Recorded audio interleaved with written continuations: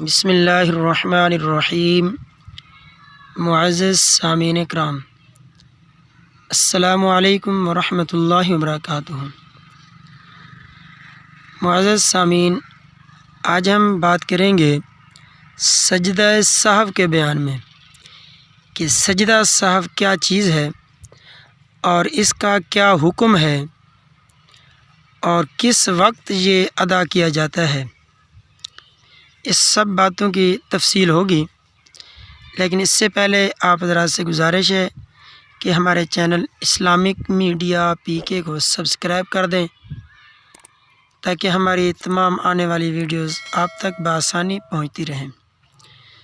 تو معزز سامعین، سجدہ سہو کا مطلب ہے کہ بھولی ہوئی چیز کے بدلے میں سجدہ کرنا۔ مثال کے طور پر اصل میں سہو کہتے ہیں بھولنے کو، اور نماز کے اندر انسان اگر بھول جائے تو اس کے بدلے میں اللہ تبارک و تعالیٰ نے یہ حکم دیا کہ نماز کے آخر میں اگر آپ 2 سجدے کر لیں تو آپ کی نماز ادا ہو جائے گی۔ اور وہ کیا چیزیں ہیں کہ جن کے بھولنے سے نماز کے اندر سجدہ سہو کرنا ضروری ہے؟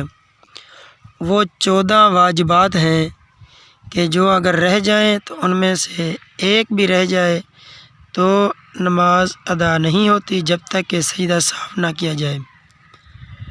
اور نماز کے آخر میں یعنی آخری اتحیات میں، اتحیات کے بعد درود شریف اور دعا پڑھنے سے پہلے ایک طرف سلام پھیر کر 2 سجدے کرے، پھر اٹھ کر بیٹھ جائے، اتحیات پڑھے، درود شریف دعا پڑھے اور سلام پھیر دیں۔